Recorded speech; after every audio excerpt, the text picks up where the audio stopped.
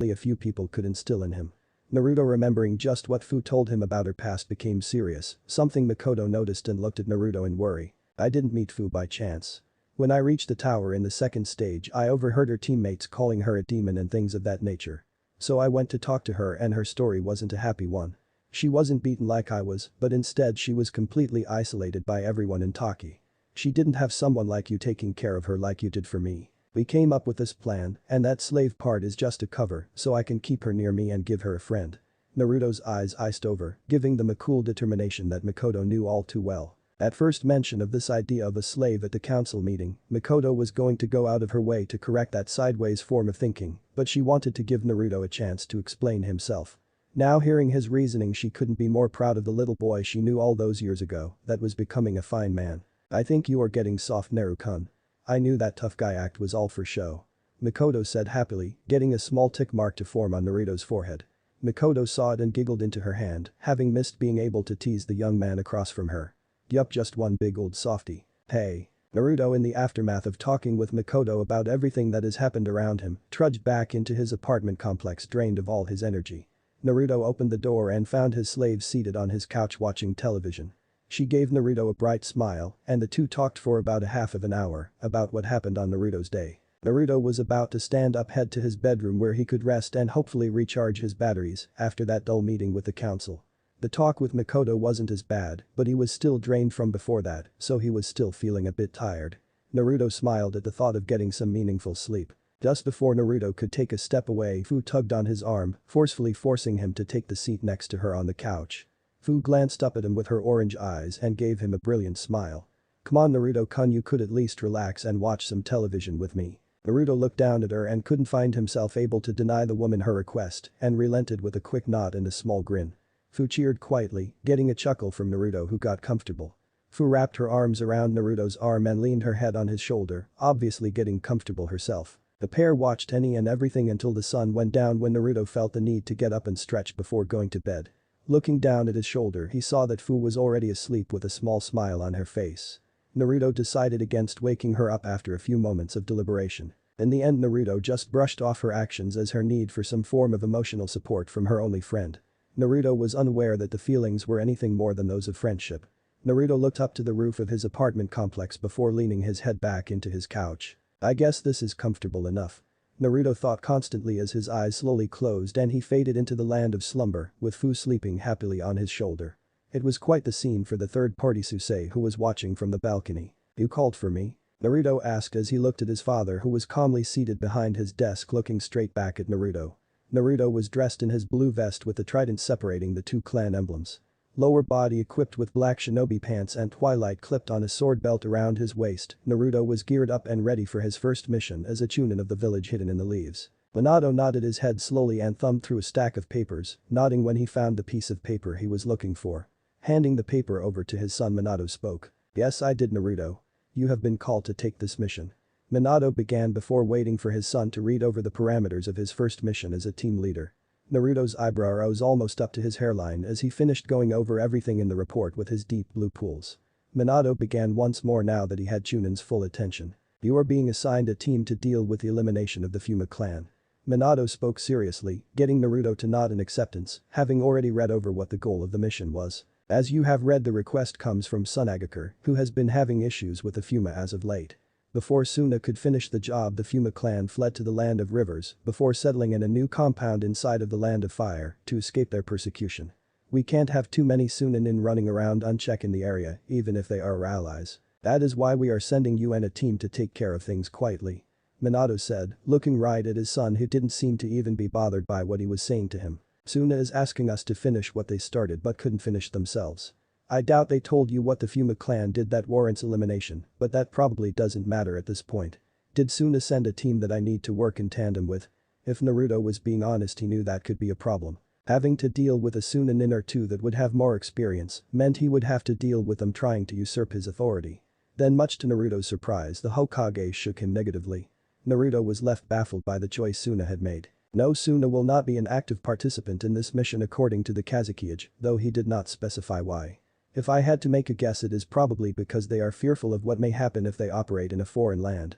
They are still recovering from the last war. Minato spoke speculatively as he looked at Naruto, who didn't offer any insight on the subject he was not knowledgeable in. Naruto was simply surprised that Suna would allow Konoha to deal with one of their clans on their own, something the Konoha Council would never allow.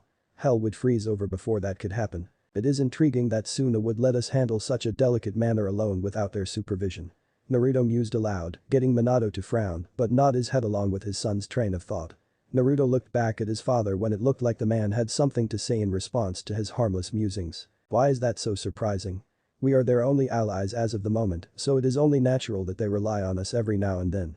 Minato said optimistically, a clear contrast from his son's natural cynicism. Naruto looked at his father with an arched eyebrow, saying, "Do you really believe that?" Naruto shook his head in disagreement with what the village's cage had just said, finding himself to be thinking the exact opposite.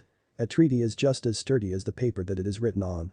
Don't think for a second that Suna wouldn't stab us in the back if they had enough incentive to do so. Before Minato could respond to Naruto's grim assessment of what village cooperation was, the doors to the office opened up and 3 shinobi walked in. Naruto and Minato both looked at the shinobi of Team 9. None of the elder genin looked any different from how they were at the Chunin exams. Once the 3 genin got over the shock of seeing Naruto standing in front of them, their emotions returned back to normal. Neji looked as serious as ever, Tenten looked both friendly, but ready to go, and Lee, well, he looked like he was ready to explode at any moment. Naruto hoped to keep the mentions of youth as low as possible during this mission, his first. Turning around, Naruto gave each of his subordinates a keen once over, getting their bodies to straighten up. Report to the gate in an hour and don't be late. Naruto ordered 3 nods from Team 9 before they left just as quickly as they came. Naruto turned back to face his father with a blank look on his face, but he did narrow his eyes at the man. Are they aware of the mission I am taking them on? Naruto asked suspiciously and groaned when he saw that Minato shook his head negatively. Naruto's eyes narrowed even further, hiding most of his bluer eyes. Have they ever killed anyone? Naruto spoke, his voice growing ever more irritated with the situation his father had given to him. He couldn't possibly have given him an elimination mission with a team shinobi who have yet to end a life. Naruto suddenly doubted that statement when he saw his father's eyes widen like he just remembered something. Minato regained his composure and gave Naruto a serious stare, showing just why he could lead a village like Konoha. Naruto resisted the urge to groan and the huge overlooking of how Team 9 had completed their missions. No. No, I don't believe Guy has had them kill any bandits or shinobi as of yet. You have to be kidding. You want me to do an elimination mission with a group of shinobi who haven't been killed yet? That is something their sensei should have done long ago. And I don't want to hear about how Konoha is morally above something like that. Naruto ranted, more than rightfully annoyed by the handicaps he had been dealt. What do I do if they refuse to kill the Fuma? Minato didn't reprimand his shinobi for the outburst because he had forgotten to check on the genin to see if they had taken a life yet. Sadly, that was the best Minato could do for his son at this point in time. It is true that this would usually be a mission for a group of Chunin, but with the mission traffic from the Chunin exams, this was the best they had. If they refuse to follow through with the mission objective, then tell them they will be on house arrest for 3 months, and not even Guy will be able to do anything about it. My orders. That gave Naruto reason to smile since he figured there would be objections about the mission, but this meant one less thing for him to deal with. Hi, Hokage-sama. Oh, and Naruto, when I say elimination I mean it. Make sure no one in that settlement survives. Minato spoke seriously, giving Naruto the cruel but necessary command, getting a dutiful nod from the Uzumaki clan head. Underneath Konohagakure, Danzo stood in front of a mirror as he looked into the glass, where his reflection met him with an equally serious expression. Only what Danzo was seeing was something very different from the reality of the situation he was in. The Danzo in the mirror was with one crucial addition, and that was with the hat belonging to the Hokage settled on his head with a satisfied smile on his time-withered face. Then, just like someone had broken him from a genjutsu, Danzo was left looking back at reality, a reality where he was still in the shadows. Bringing his hand over the side of his face that was not bandaged, Danzo scowled. Damn you, Hiruzen. Damn you, Minato. You stole Konoha from me and stopped it from becoming the dominant force in the world. And now I am relegated here to the shadows while you bask in the light. Danzo knew that even with his secret ace in the hole, beating Minato was still slim at best. If Hiruzen was still the acting Hokage, Danzo had no doubt he could defeat him and rebuild a better Konoha from the ashes if need be. However, that was all taken away from him by Hiruzen.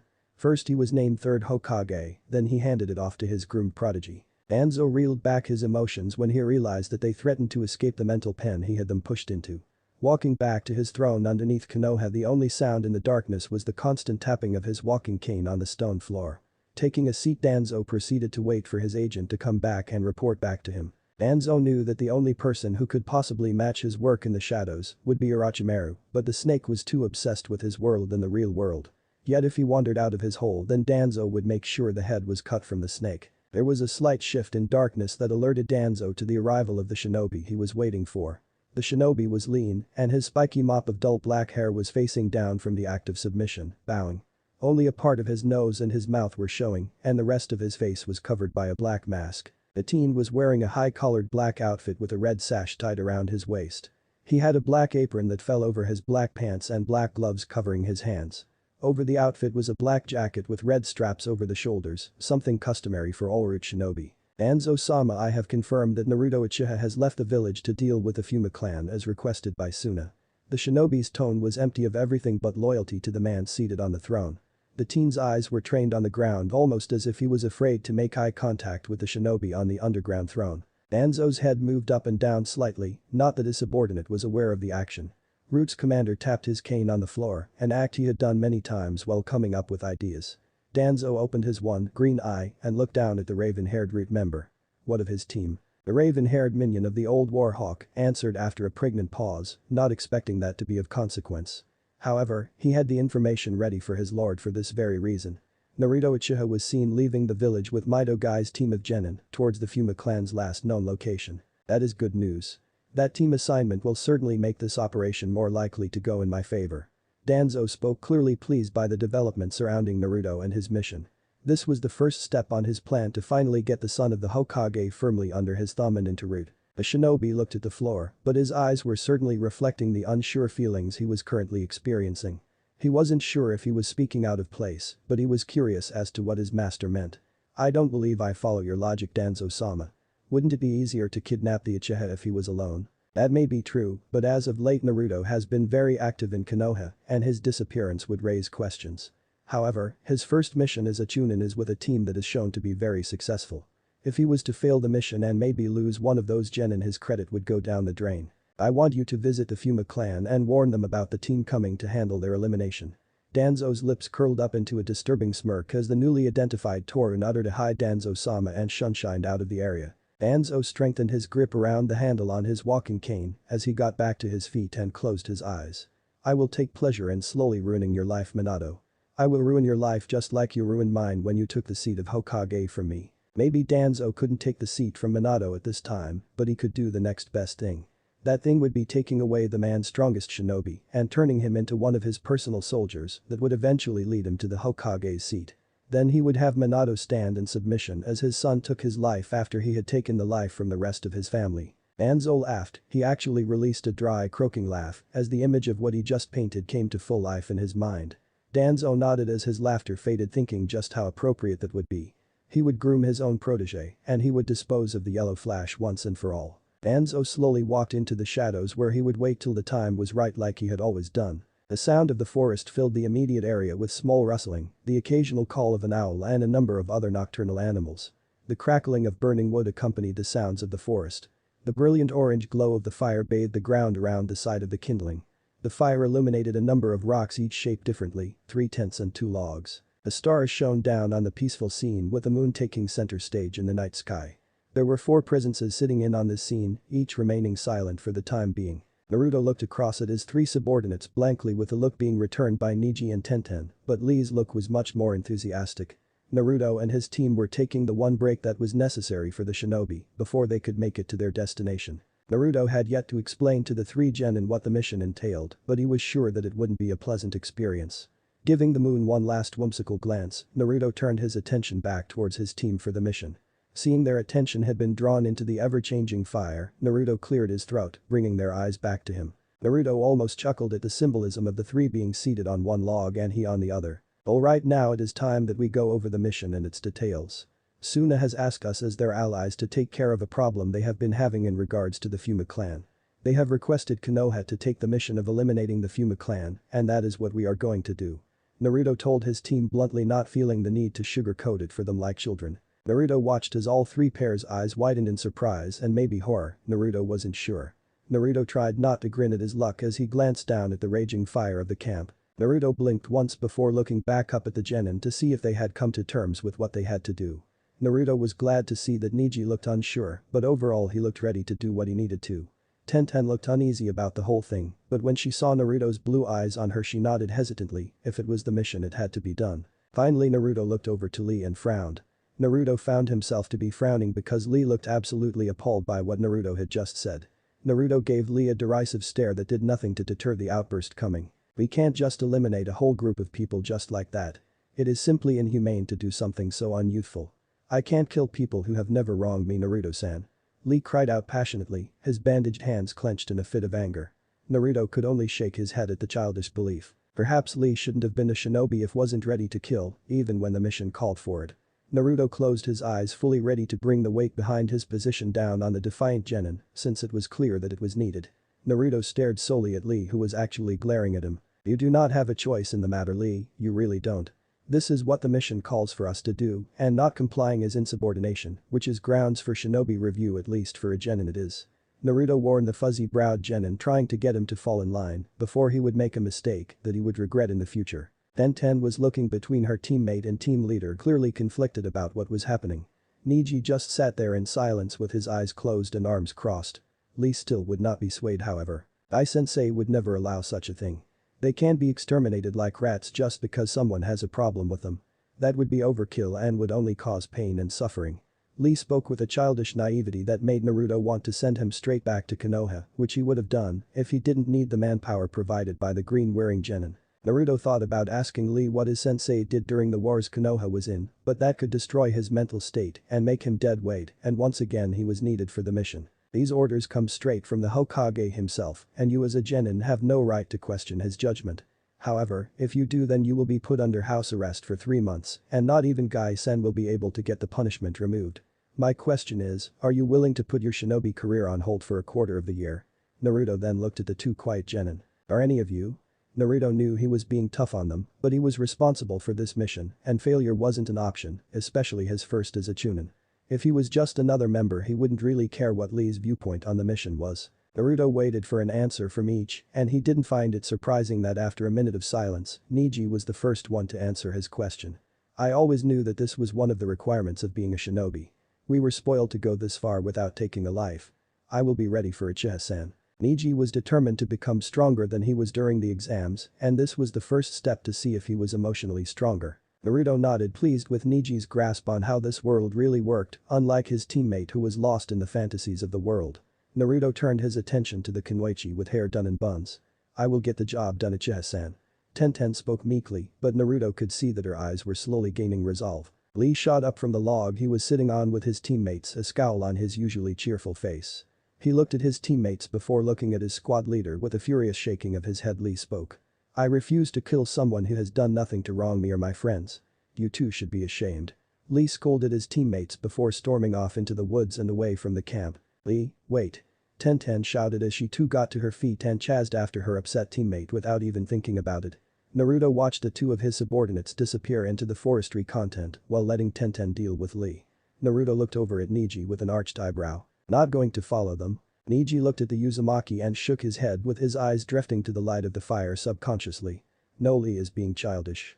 If it is for the leaf, then I will kill the Fuma clan without reservation. Tenten followed the sound of a loud but constant thumping, hoping to find her fuming teammate before he did something stupid.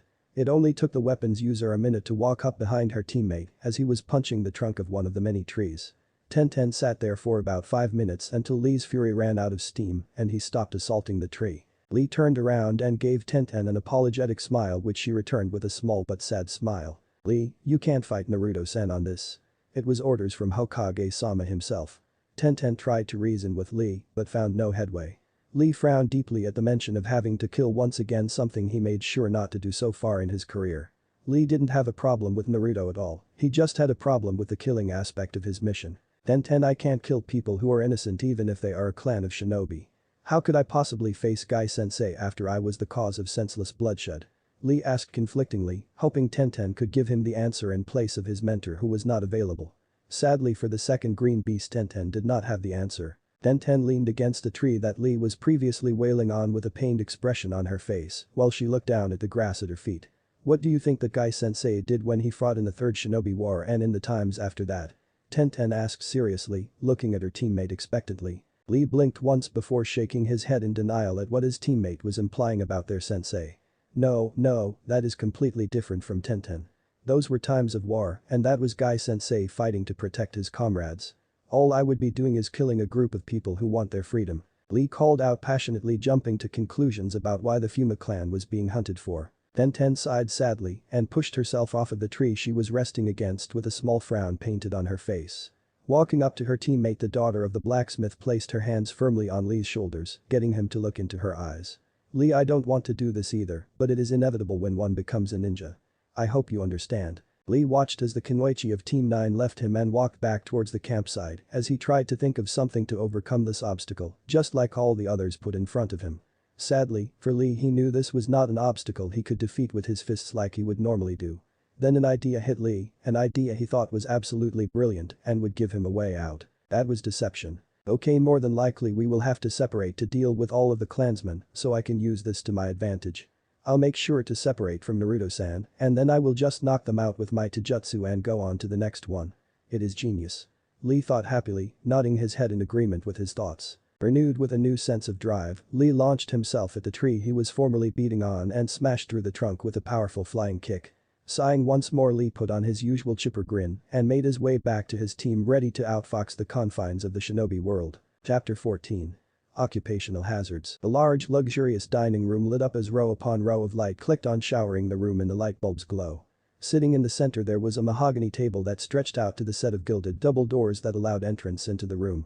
Over the table was an elegant white tablecloth with an intricate trim around its edges. Dotted along the table were chairs set up in equal intervals, and in front of each chair was a plate, accompanied by a set of pristine silverware.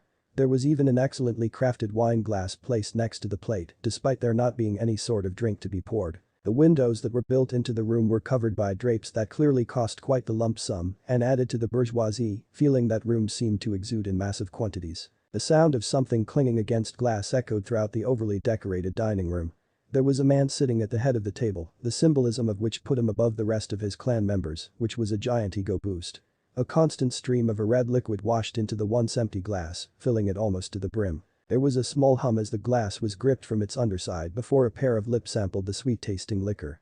There was a small hum as the owner of the voice evaluated the taste of what he was drinking. Finding the taste acceptable, he sent his maid away so that he could get down to business. The man in the chair was leaning back into the red cushions built into each chair with an amused, smug smirk as he looked over the hands folded in front of his face. The man's face had one long scar that ran from just under his eye down to his jaw, with a thick white mustache covering his upper lip. The man's hair was just as white as it fell past his ears on both sides and parted at the center, showing off the smooth, flawless skin of his forehead. To complete his look, the man was dressed in a royal purple leisure suit with a rose that was seemingly blooming out of his suit. So it seems that I have pests from Konoha getting ready to snoop around my fine settlement. The Fuma clan's leader spoke, clearly amused with the report he had just gotten from his guest. The man's voice was very high-pitched, and if not for the guest's emotional training, it would have easily annoyed him with just how high-strung it was. The Fuma patriarch's voice could easily be equated to a set of nails being slowly dragged across a chalkboard. If the man kneeling at the other end of the table, which was quite the way away, felt any annoyance toward this man, his posture nor his voice did anything to give it away. The man, who was the same one who spoke to Danzo before he left, Torin nodded his head. "Hi, Renzo-san." Releasing a small chuckle, the now identified Renzo let out a small, mirthful chuckle as he reached for his glass of wine. Brining the glass up to his mouth, the man with the white hair took another sip of the rich wine before regarding the rude operative. "It seems that my old friends back in Sunagakure couldn't handle the little old me, so they plan on bringing the big bad hidden leaf down on my head in hopes of crushing me. How amusing." The man broke out into laughter, not finding any threat of what could possibly happen to him, despite the warnings from Torin. When the man's hearty laughter finally came to an end, he seemed surprised to see that Torin was still there, kneeling on the ground with a blank expression on his face. "Tell Danzo that his dogs are not needed and that I will take care of these shinobi myself and not to show his face around here ever again." Renzo snarled at the Rutanin, who simply nodded before he left the immediate area via the use of the shunshin. The white-haired man was so angry that he held his glass too tightly, which ended up with the glass shattering in his hand. The doors quickly opened and the same maid from earlier came rushing in with another glass and refilled it with wine before handing it off to Renzo. Taking another sip to calm his fraying nerves, the clan leader looked to his maid, who stood at attention. "I want you to go and gather my generals. It is time that we have a meeting and come up with a plan to deal with the Leaf invaders who will show up soon." The maid uttered a quick yes before she hurried out of the room, leaving the man in the room by himself. The man looked into his reflection in the glass and gave himself a grin. Meanwhile, elsewhere Torun was leaping from hanging tree limb to the next, his face void of any emotions, a product of his training. Torun looked at the scroll in his hand before running his chakra through it, getting the scroll to explode, leaving no trace of its message. If the Uchiha doesn't kill you, then we will Fuma. You know too much about us, even if it was only things that Danzo-sama allowed. Torun thought to himself emotionlessly as he continued to make his way back to one of the many root bases, where he would give his report to Danzo and wait for further orders. There was one thing for certain, and that was the Fuma clan would not live past the end of the next day or two. 4 figures stood side by side as they looked down on the Fuma settlement from the top of the cliff they came upon. The 4 figures were Naruto and Team 9, each had a small frown on their face when they gazed upon the very quiet settlement. Naruto and Neji, who had their Sharingan and Byakugan bloodlines activated respectively, used their improved vision to see that there were a number of Fuma walking along the street in every direction. Each person had different feelings, knowing that each life down there needed to be ended for the sake of their mission. Naruto, who had already taken a life, was used to this, so this fact was not so jarring to the Uzumaki clan head. Naruto's strategic mind had already sectioned off the Fuma settlement into 5 sections, so it would be easier to issue orders off to his genin. In one of the far corners of the settlement, there appeared to be a series of agricultural fields. Then under them seemed to be rows of housing. Then to the east, there was a rather large tower jutting out over the other buildings. In the center of the area was what appeared to be a bazaar, if the amount of traffic it was getting was any indication. Then to the north, Naruto could make out what appeared to be a warehouse and noted that could be where they stored equipment. Naruto's 3 Tomo Sharingan turned to regard the Hyuga, who caught his gaze and looked back at Naruto. Naruto, seeing he had the branch, Hyuga's attention turned his gaze back to the small settlement, getting Hyuga to do the same. Neji, you are to take to a bazaar place in the center of the village. Use whatever means you think to be necessary, but make sure that you get the job done. Neji closed his eyes and after a moment he opened them and gave his team leader an affirmative nod. Neji decided to wait to get into action until Naruto gave out the other orders. Naruto turned to face the Kunoichi of the team, who was standing next to him and looking down at the village, doing her best to keep up a neutral face. Though her emotions were given away by the slight tremble in her hand telling Naruto all she was feeling. He assumed that she would get over any remaining reservations, because if not, her growth as a Kunoichi would be stunted. Then you will be entrusted to deal with the easternmost area where that tower is springing out of the ground. Naruto saw her nod, but stayed her ground just like Neji had, but made no move to comment on that choice. Lee. You will be handling the section right below us, and I fully expect you to carry out your duties as a shinobi of Konoha or else. Naruto spoke flatly, looking at Lee, who didn't seem to be paying attention to him as he left the threat from earlier hanging, and to be honest, Naruto didn't really care if he took heed of his words. Then Ten, who was closest to Lee, looked over at her fuzzy-browed teammate to see if she could find if he made any form of decision, but found nothing and sighed under her breath. She could only hope that her teammate would make the correct decision. Naruto's blood-red Sharingan spun idly as he looked over the destination of his mission, stoically remembering to keep his emotions bottled up until the appropriate time, as he was taught to do by Itachi. A cool breeze blew through the area, moving Naruto's hanging bang, showing off his second cursed eye. I will handle the 2 areas that I did not mention. When you have completed your assignments, I want you to return here and await my return. With that, Naruto disappeared in a leaf shunshin, leaving Team Guy standing there on their own before Neji took his leave, followed by Tenten and finally Lee. Neji dropped down off one of the roofs that he was watching the Fuma wander around the bazaar like they would on any normal day. Of course, Neji's sudden appearance caught the attention of some of the more globally aware Fuma, who heightened their senses when they saw the wide eyes that marked Neji as a Hyuga. Neji's eyes filtered from left to right, counting the number of people that were ready to fight, and came to a conclusion that there were at least 20 combat-trained people, while the rest looked to be civilians. It's time to find out if I am ready to get stronger. One of the males that knew who Neji was from his definable traits looked at the leaf headband that was tied around Neji's head and sneered. It was his hatred of the world-renowned Hidden Leaf that fueled his hate-filled speech. What is one of the Hidden Leaf's dogs doing here in Fuma territory, a Hyuga no less? Neji's eyes narrowed distastefully when the Fuma referred to him as a dog, something that his pride couldn't take lying down. The field of vision granted to him by the Byakugan allowed Neji to see that other possible shinobi who were in the area had begun to surround him. Despite that, Neji kept his cool, something he learned that could be his undoing the hard way during the last exams. But my business here is no concern of yours, Kerr. Neji retorted coolly as he dropped into the Hyuga's Taijutsu stance with a deep frown etched upon his face. Of course, the man growled like a cur when Neji called him as Neji hoped. The man, whose hair was black and otherwise held really no other eye-catching characteristics, laughed a dark laugh. His hand reached behind him and pulled out the large shuriken that the Fuma were known for.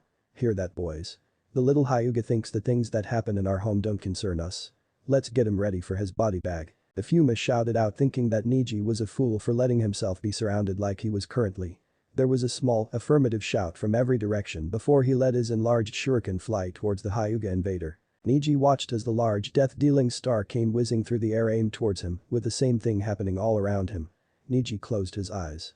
Just before the Fuma could cheer for their easily won victory over Niji, the prodigy began to spin, while emitting chakra from every on his body, resulting in a dome of spinning chakra to roar forth. Rotation. Niji called out under his breath as the large ninja tools deflected off of his dome of spinning chakra, only to be redirected back at his opponents. Slowly Niji came to a graceful stop and surveyed just how much damage that he had done. Looking around, the branch Hyuga could see that only 3 of the weapons thrown at him were embedded into his opponents, indirect kills, while others flew through windows or were stuck in the ground and buildings. Niji smirked when he could see the Fuma, who was doing all of the talking earlier, grit his teeth in anger, and he mentally basked in the feeling of making someone so irritated they acted out visibly on it, something that he was usually on the receiving end of. From behind, Niji could see a small spike in one of the Fuma's chakra reserves, thanks to his Byakugan, and readied himself for anything. Wind release. Pressurized air cannon. The air in front of the man's hands became visible and formed into the shape of a sphere that was launched directly at Niji's unguarded back. The man who fired the wind at Niji smirked when he heard the sickening crack of what he assumed was Niji's skeletal structure. That smirk quickly faded when he saw that the only thing there was a bunch of splintered wood from Niji's substitution. The man looked around for wherever Niji was sure to reappear, hoping that he could finish off the Hyuga whelp by his own hand. The man suddenly whirled around and brought the bladed side of his kunai with him, and the former smirk came back full force. The reason for that was because the metal of his kunai found itself going through the neck of the Hyuga, yet instead of blood splashing onto his face, the kunai went clean through the body of Niji. The man's eyes widened and frantically searched the area for the real Hyuga and not the simple bunchen in front of him. The Fuma member stopped dead when he felt someone directly behind him. That person was the object of his search, the Hyuga who was glaring at the back of the man's cranium. I believe that you were looking for me. Well, here I am. Niji murmured coldly, his Byakugan leering distastefully at the Fuma who had the nerve to try and slander his noble heritage. Niji struck the man at the base of his neck and watched on remorselessly as he crumbled to the ground at his feet. I am glad that I took the time to relearn the substitution and bunchen, because they are so easy to perform, thanks to the chakra control granted to me, thanks to the gentle fist style. When the hidden leaf genin heard an enraged cry, he snapped back to reality and saw there was someone rushing at him recklessly. I kill you for that leaf trash. The man cried out as rage continued to guide him directly at Niji, who looked the least bit concerned by the rash action. Niji easily maneuvered under the sloppy attack and began to lash out with the 8 trigram 64 palms. The man's body lurched forward as Niji continuously struck at various points in the man's bodies. When Niji was ready to end the technique, he caught a traveling blast of wind aimed at him while he was in mid-motion. Knowing there was no fully avoiding the technique, Niji shifted his body so that it clipped his shoulder and forced him back. When Niji finally came to stop, he looked up to see the smug looks on the faces of his opponents and let go of his injured shoulder so he could fight freely. Niji scanned over every person and knew that he had to finish things fast before their numbers advantage became too daunting for him to overcome. Lowering himself into a readied position, Niji steeled himself as his opponents began to laugh at him. It is time to see just how far I have come since the end of the exams. It is time to see if I am strong enough to kill another man. The genin in the green jumpsuit ran down the street, ignoring all of the civilians who were running away from him in terror. The reason being he had already launched one Fuma through the wall of one of the houses, rendering him unconscious after only one kick. That was something that left Lee very disappointed, because even if he was skirting around the mission parameters, he was still hoping he could find a good fight. However, the fuzzy-browed genin found that much like his Kunoichi teammate, the Fuma relied upon ninja tools and had neglected their taijutsu. Ducking under a feebly thrown Fuma shuriken, Lee raced towards the man who threw it and knocked him into a wall with a powerful kick aimed at his torso. Once he heard the man's pain groan, Lee sprinted down the row of homes with a look of pure determination. There is no need for these people to die. I can just knock them unconscious, then report to Naruto that they have been killed. I know the Gai-sensei says that lying is unyouthful, but I need to do this so these people can continue to live with their loved ones for as long as Kami-sama sees fit. There was a glimpse that had Lee freeze in his tracks, something that saved him from getting his arm cleaved off by the sword that descended down on the spot a few steps ahead. Lee looked up to see a taller man with a balding head grinning down at the boy with the thick eyebrows. Lee launched off from his kneeled position, making sure to be careful of the sword that was being swung at him. Much to Lee's surprise, the larger man moved just as quickly as he did and had his sword poised to strike. Acting quickly, the genin hit the butt of the sword with his elbow, stopping the sword's forward momentum, giving him enough time to leap back into safety. To find someone as large as you that can move as fast as you do is truly a youthful surprise. I must train my body just as hard as you do, my large friend. Lee pledged happily as he looked at the man intensely, getting the much larger man to release a large booming laughter. Lee stood there patiently waiting for the man to stop laughing so they could continue their fierce battle. Once the man finally stopped laughing, he took his sword off of his shoulder and pointed it directly at the fuzzy-browed shinobi with an amused smirk in play. "You're one weird kid, you know that, right? Well, that doesn't really matter anyway since you are snooping around my home. Around here we kill your kind, so say hello to the Shinigami for me, kid." The man spoke confidentially, his sword randomly cutting the air as he pointed up and down Lee's body as he spoke. Though his words were pretty laid back, Lee still found himself to be frowning because yet again here was a man who had no problems killing another person. The man thought it was the insults that caused Lee to frown and started to laugh again, ignoring Lee, or so it seemed. This time, instead of doing nothing, the disciple of Mido Guy crouched down and slowly pulled up the orange leg warmers that were around his shins. The swordsman stopped laughing when he saw that Lee was unhooking old-fashioned training weights and cocked an eyebrow, clearly curious. Lee stood up with his eyes closed and his arms stretched out with his hands holding the weights like a pair of scales. What does he think a few weights are going to do for him? They can't weigh that much. The kid looks like a shrimp. The famous swordsman thought to himself of skepticism surrounding the Konohagakure genin. As soon as Lee opened up his eyes, he dropped the weights, allowing them to crash into the ground, leaving two small craters on either side of the shinobi. The swordsman stumbled back a step out of surprise. What the hell, what on earth does this kid do for training? Regaining his composure, the man wrapped his hands around the hilt of his sword and regarded Lee as a serious threat. Despite the goofy vibe that Lee gave off, he could see just how his opponent's demeanor had shifted over the past minute and knew it was too late. "Let's go." Lee whispered quietly as he shot forward, vanishing from the sight of the swordsman, getting the balding Fuma to look around, a sense of dread growing in his gut. The man's eyes widened when he saw Lee reappear right in front of him, but before he was able to react to Lee's appearance, the Taijutsu specialist had already thrown him in the air with a strong, rising kick. The man opened his eyes after shutting them briefly due to all of the pan and found he couldn't find Lee. That was because Lee was behind him, mimicking his body's positioning perfectly like a shadow. The swordsman tried to move so he could catch sight of Lee, but found that his body was bound up by the hand wraps rolled around his fists and forearms. The man knew it was too late when he felt two hands gripping his arms tightly through the wrappings. He did the only thing he could, he screamed as he and Lee's bodies began to spin violently. The Fuma closed his eyes as his equilibrium was thrown off due to the spinning, as he and Lee came closer to crashing into unforgiving ground below. Of course, Lee broke off just before his front lotus was over, leaving his opponent to be spiked into the ground. Lee stood there for a few moments, satisfied with the results of his taijutsu maneuver, before a chilling realization came over him. The realization that the front lotus might have killed the man was something he vowed not to do. Hurrying over to the man, Lee put his fingers down on his neck to check for a pulse and sighed heavily when he felt the pulse of his former opponent, glad that he was still drawing breath. Standing up, Lee started to rewrap his hands with a smile, looking at all of the unconscious people, glad he was able to keep his word thus far. Yet he knew the job was not done. Ten was panting slightly as she tried to regain her breath after a rather large conflict between her and an unhappy group of Fuma. The daughter of the blacksmith took this time to wonder if her teammates were having just as rough of a go as she was. The weapons user looked up at the tower looming overhead and released a very unladylike snort, not quite believing there was still more. If one was to look around, they would be able to see a number of corpses with kunai, shuriken and a number of random weapons embedded into the bodies stewed about. Ten had managed to push down all of the conflicting emotions that came with the work that shinobi were forced to do until there was time for her to deal with it appropriately. Luckily for the Hidden Leaf Kunoichi, her first kill was a man who was by himself, so when she froze up afterwards, there was no one there to take advantage of her immobility. After that, she found that she didn't have any problems killing again, aside from the Fuma's resistance, of course. Ten cursed Naruto weakly for giving her such a difficult sector, ignoring the fact that Naruto had taken 2 sectors personally. She just needed something to complain about. Taking a few steps ahead, she let her thoughts wander towards the resident taijutsu specialist on her team and how he would act on this mission. She knew that he was a kind guy and valued life, but this was something that would come eventually. That was something her father made sure to point out to her before she started her kunoichi training, thinking that she would need to know all that came with being a shinobi to a hidden village. The girl shook her head because it was clear that no one had done that for Lee and left him in the compromising situation that he was in currently. Alright, time to finish this horrible mission and get back home and take a nice, long bath. Ten spoke loudly, hoping to encourage herself to push on as she smacked her cheeks lightly, getting a healthy flush to adorn them. Checking to make sure her scrolls were secured to her person tightly, Tenten made her way towards the large tower with purpose showing in each stride. As she looked up at the impressive structure, she wondered why she never learned any techniques made to make her stealthier, which would have helped greatly.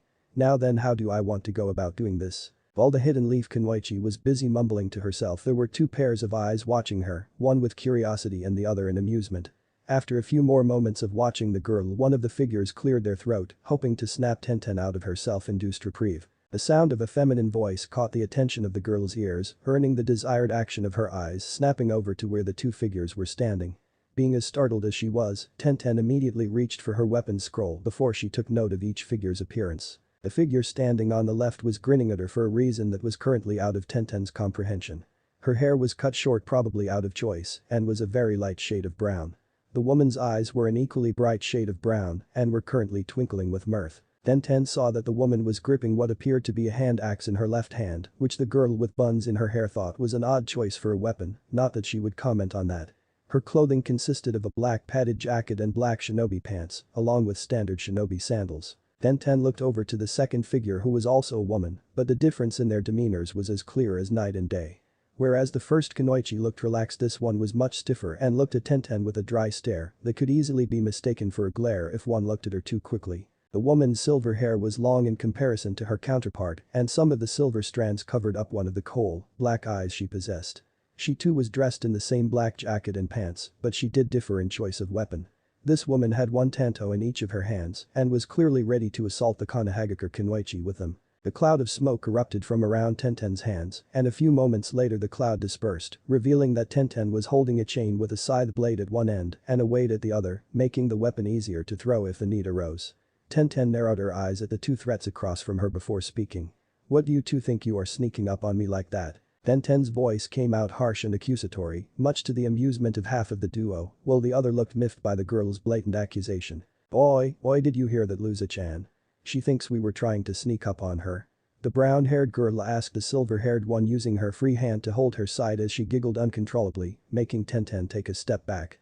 Sure, she was used to dealing with weird things from Lee and Guy, but this was another case of weird. The silver-haired Luza did not dignify the bubbly axe wielder with a response, immediately confusing Tenten, but eventually the woman's head slowly turned to face the brown-haired Kunoichi next to her. "I told you not to call me that. Ever, Rin."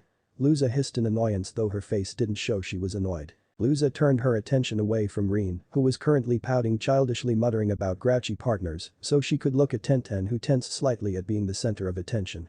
"And to answer your question, we did not sneak up on you.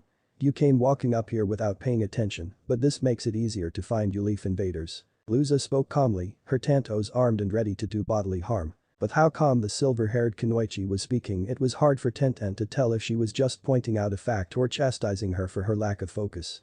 That was when the bun-haired Kunoichi realized what she said at the end. "Why, you knew that we were coming.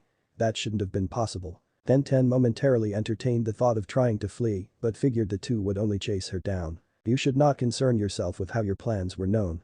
You should concern yourself with how you will survive this encounter," Luza advised Tenten with an even cooler voice than before, as water started to cling to one of her tanto blades, while on the other hand, chakra-created lightning had come surging through the other blade. Shit, she can use two different types of elemental chakra to augment the strength of her blades, and the elements work well together.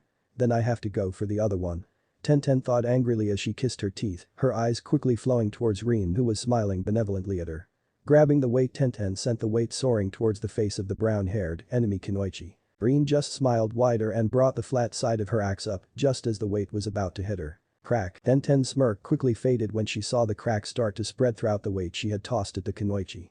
She gasped slightly when she saw her weight fall apart before she looked at Rin's axe and how it was left without scuff or scratch.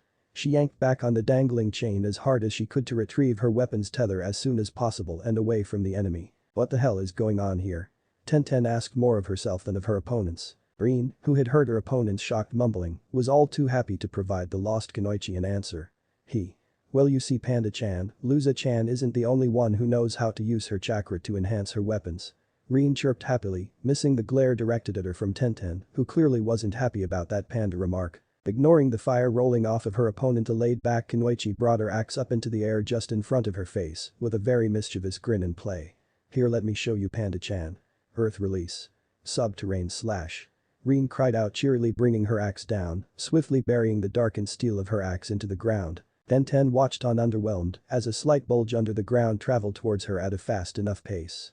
Just before Tenten was able to speak, she caught an adequately sized rock cut clean through, and she leapt to the left and out of the path from the attack as fast as she could. The Konoha Kenwaichi turned to look back as the attack hit the building behind her, and the results floored the previously skeptical girl. The moment the trail under the earth hit the building was split in two congruent halves, with a shuddering crash that made Tenten cringe slightly. The ground around the building collapsed on itself, allowing the two halves to fall in on itself, kicking up a plume of dust. The Team 9 Kenwaichi could feel a cold sweat making its presence known on the side of her face. What kind of monster is this girl?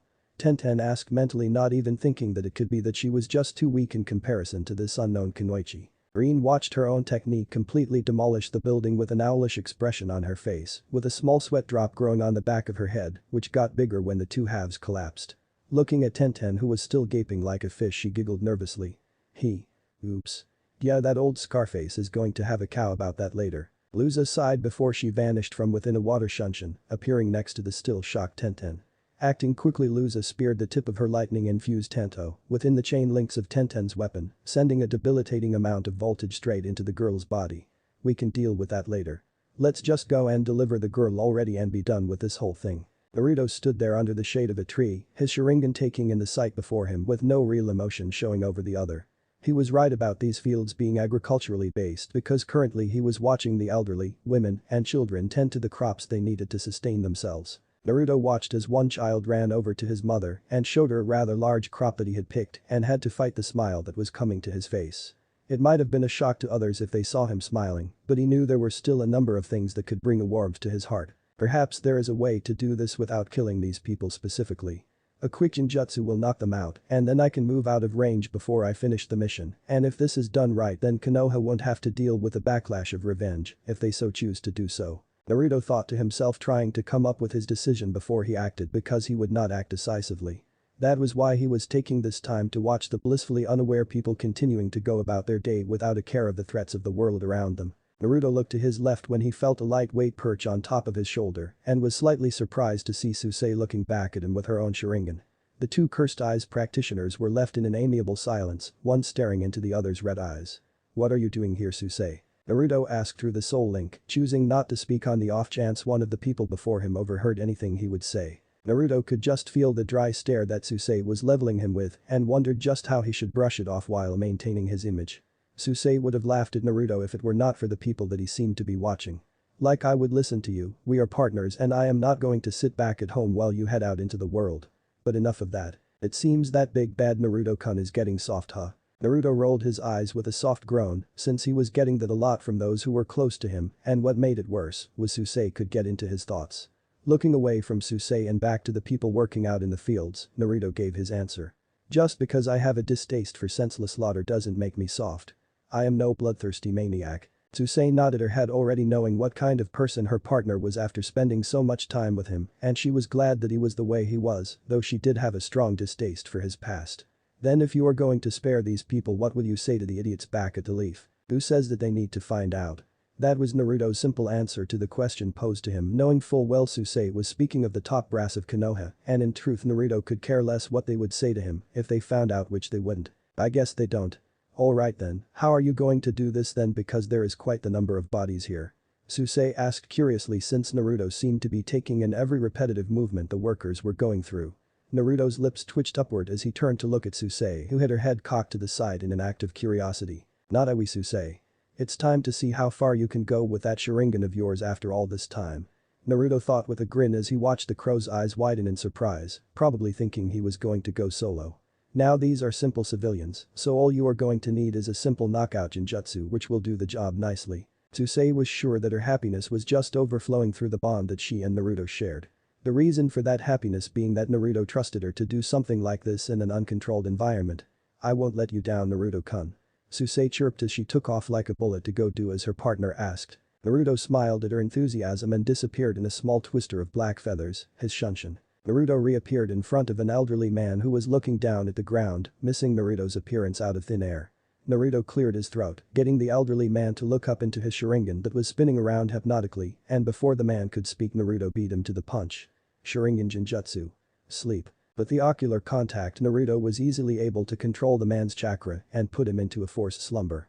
Before the elderly man could fall to the ground, Naruto created a shadow clone and had it bring the man somewhere safe.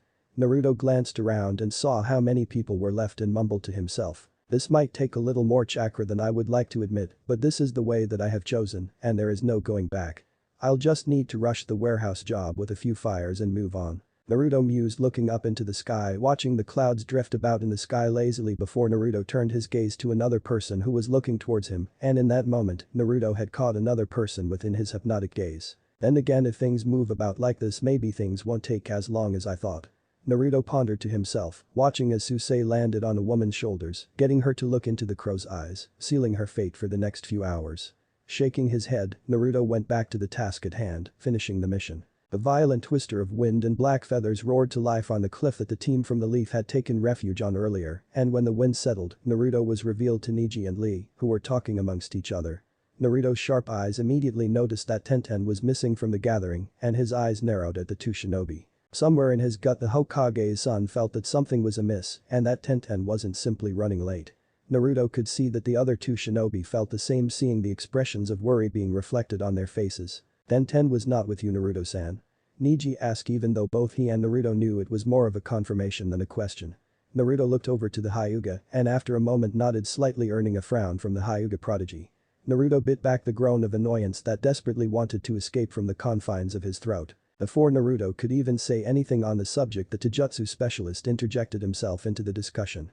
I will go and save Tenten from these unyouthful Fuma. Lee shouted, the passion of his mentor slowly festering and taking over his body, but just as he was about to leap off of the cliff, Naruto's voice stopped him. No, you will not.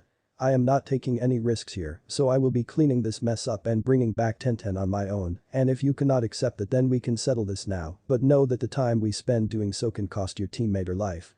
Naruto spoke sternly to both of his subordinates, but everyone knew that his words were directed towards the fuzzy-browed genin. Lee grit his teeth and clenched his fists as he stared down Naruto, who didn't so much as bat an eyelash at Lee and his glare. Naruto would not give any ground on this issue and needed to see if Lee would challenge him on this before he left. Neji, who was not sure what Lee would do but wanted to save Tenten as quickly as possible, stepped in before the hole that was being dug got any deeper. Standing between the two people, Neji turned to face Naruto, hoping to shield Lee from Naruto's eyes. No, there are no arguments here, please save Tenten. Naruto nodded slowly and once again vanished within the eye of a black feather tornado, leaving a relieved Neji and Lee, who was concerned for his teammate. Naruto walked out of the shadows of the building near the large tower, taking note that Tenten had indeed followed his orders and killed the Fuma in the settlement, something he figured she might have skirted around. Naruto paused for a moment to conceal his presence as much as an amateur Jinchuriki could, and admitting he was indeed an amateur hurt both his and Kyuubi's pride, but it was the truth. It would be difficult training, but it would be necessary for him to reach his utmost potential, and anything less would not be acceptable, especially considering just how powerful the other Jinchuriki were. Standing at the base of the ornate tower, Naruto decided to take care of this little problem right now and not later. Going through a quick series of hand signs, Naruto held two of his fingers to his lips as his chakra flew up his throat. Fire release. Grand Fireball. Naruto, knowing how to alter the technique, held his fingers in place, creating a flamethrower that torched the building, setting it ablaze.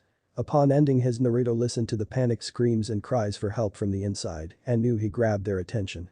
Naruto was ready to walk into the flaming tower, but his eyes caught something off the glass of one of the windows. Naruto's Sharingan picked up the reflection of a projectile flying towards him from behind and acted on instinct, grabbing Twilight and pushing his chakra into the katana.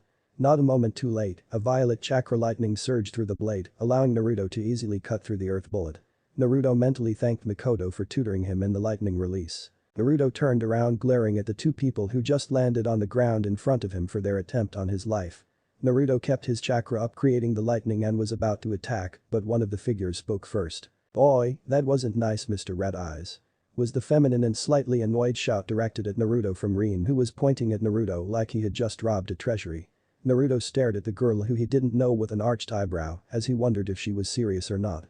When the glare got even worse, he decided that she was indeed serious about the whole thing. Since Naruto sure as hell wasn't going to apologize for his will to live, he decided to return the girl's banter with his own little twist to it. "Well, neither is trying to squash me like a bug under a rock." Naruto fired back while trying to figure out how to end this as quickly as possible. He already ruled out Jinjutsu, seeing as there were two of them. As soon as those words had gotten to the ears of Rin, her irritation quickly gave way to an insanely bright smile that made Naruto wonder how her cheek split that far. I like this guy. Hey Luza-chan, is it alright if I fight Mr. Red Eyes? Rin asked excitedly as she looked over to Luza, who was staring at Naruto intently. I remember your face. The silver-haired Kunoichi began getting Naruto to cock the eyebrow hidden by his bangs. Yes, you are the shinobi who defeated the Ichibi's Jinchuriki and the Ichibi itself, Naruto Uzumaki Uchiha. Luza spoke seriously, doubting her and Rin's chances of defeating the Sharingan-wielding Leaf Nin. Luza dismisses the intrigued look on Naruto's face, turning to address her partner. You can fight him if you want, but I will not be fighting him. Yet. Luza spoke calmly, keeping the last word in her mind. If you do fight him, the team tries not to die. Luza warned Rin before turning back to Naruto, who was watching the whole thing play out silently. We will meet Uchiha-sen again. And with that, Luza took off in the opposite direction, knowing that their employer was soon to be dead. I knew Luza-chan cared about me. Teen cheered happily with an even brighter smile lighting up her face. Quickly turning around, Rin shot Naruto that same smile with her hands folded against the small of her back. Sorry, but I have to go and follow Luza-chan. See you around, Uzumaki-kun. Naruto watched the odd girl take off in a hurry after the silver-haired Kunoichi and shook his head, placing Twilight back on his hip. Naruto turned back to the tower just in time to see a man running past, or trying to at least, before Naruto took him by the collar of his shirt, bringing him into forced eye contact. Tell me who your leader is and where he is. Naruto demanded, using his Sharingan to make the man bow to his will whether the man wanted to or not. Naruto watched on as the light faded from the man's green eyes and his voice dropped into an empty tone. His name is Renzo-sama, and he is currently at the top floor of the tower. The man's intoned voice gave Naruto the answer he was searching for, getting Naruto to smile at the success of his Sharingan's Jinjutsu. Letting the man crumble to the ground unconscious, Naruto took into the flaming tower to save his subordinate. Naruto immediately ran to the top floor, sticking to the roof to avoid the chaos on the floors. Reaching the top floor in a flurry, Naruto sighed since he knew this would look dramatic and hence go against what a shinobi was, but it was necessary for this moment. As soon as Naruto took 2 steps into the room, he was greeted by Renzo, who was smirking at him mockingly as if he was in control, as if he had everything completely planned out. Naruto did not like that look, considering there was a burning tower literally going up in flames around him. Look at the little leaf pest coming right into the web I set up for you, ever since the beginning. Renzo gloated slyly, or at least what he thought was being sly, but Naruto had easily picked up on what he was hinting at, and the implications made Naruto's blood boil. There was a traitor somewhere in his village that needed to be driven out, but first he needed to save Tenten, who was tied in a chair off to the left. Naruto's eyes darted from the unconscious Kunoichi to the smug man who was sweating lightly from the intense heat of Naruto's flames. How did you know we were coming, Renzo? Naruto hissed out angrily, watching the man simply laugh off his questioning. Seeing the man was not giving him anything, the raven-haired boy looked back at Tenten, hoping to save her now, before anything could escalate and put the Kunoichi in even greater danger. He really hoped to find something regarding the traitor, but it seemed it wasn't meant to be. Just when Naruto was ready to make his move towards Tenten, Renzo spoke up. Hey leaf brat, look into my eyes when I am about to destroy you and know that you are helpless. Know that anything you do is futile against me. Look at me. I want to see the despair in those eyes of yours. Renzo cried out passionately, staring into Naruto's eyes, who was baffled by this man's idiocy. Naruto wondered if the man even knew of the Sharingan's capabilities to make such a challenge. In the end, the hidden leaf Chunin accepted the challenge and locked gazes with a well-dressed Fuma, sealing his fate. With the fool under his control, Naruto used his optical abilities to try and fish through his mind for the information he desired, but before he could, he was forcibly ejected from the incapacitated man's mind. Naruto, in his surprise, let his Sharingan fade back into his azure pools as he watched the man fall to his knees and let out a shrill cry of pain. Renzo's hands flew up and gripped the sides of his head, screaming for the pain to stop. Naruto watched on in morbid fascination as the man's eyes rolled back into his head and he fell to the floor of the tower dead. Not sparing the dead man a second glance, Naruto cut Tenten free, picked her up bridal style, and body flickered away from the towering inferno and back to meet up with Neji and Lee. As soon as Naruto reappeared holding a knocked out Tenten, Neji and Lee rushed forth, asking Naruto what happened to her, which he responded with the true answer, that he did not know. After a number of times asking the same question, both shinobi accepted the answer, Neji more so than Lee. Naruto, remembering his final objective, walked over to Lee and presented him with his unconscious teammate. Here, I don't believe there is any lasting damage, so she should be up within the hour. Naruto informed the Taijutsu specialist as he handed over Tenten to him, getting a nod from the genin. Rolling his shoulders, Naruto turned around and created a cage buncheon that stood next to him at the edge of the cliff, overlooking the clouds of smoke that elevated into the air from the burning buildings that Naruto had created. Both Neji and Lee looked at Naruto wondering what he was doing since they believed the mission was finally over but kept their mouths closed. Naruto and his clone shared a look as Naruto slowly built a sphere of condensed wind between his palms. Eventually the sphere became too much for Naruto to hold and floated into the airspace in front of him and continued to grow in size. Neji and Lee, who recognized the technique from back in the Chunin exams, immediately backed away from Naruto, who was watching the sphere grow before his clone hit the sphere with a fireball, fusing the two elemental energies. Seeing that the stage was set, the Kyuubi's Jinchuriki put his pointer fingers together and aimed them at the sphere of air and flames. A small spark of lightning shot from his fingertips and merged into the ball of swirling winds and roaring flames. Now that his technique was complete, Naruto had the winds themselves carry the massive bomb into the center of the settlement. Collaboration technique. Judgment of the Scorned. Naruto's whisper was cancelled out by the crash of energy that was unleashed when Naruto's attack hit the earth, releasing all the energy that was packed into the sphere. Turning around, Naruto walked towards his team as a massive wave of energy shot up and domed out as the energy searched for an escape, leaving Neji impressed despite already seeing the move. Lee, on the other hand, was scowling furiously at what had just occurred. All of the effort Lee put in leaving people unconscious was gone, along with all the lives Naruto had so easily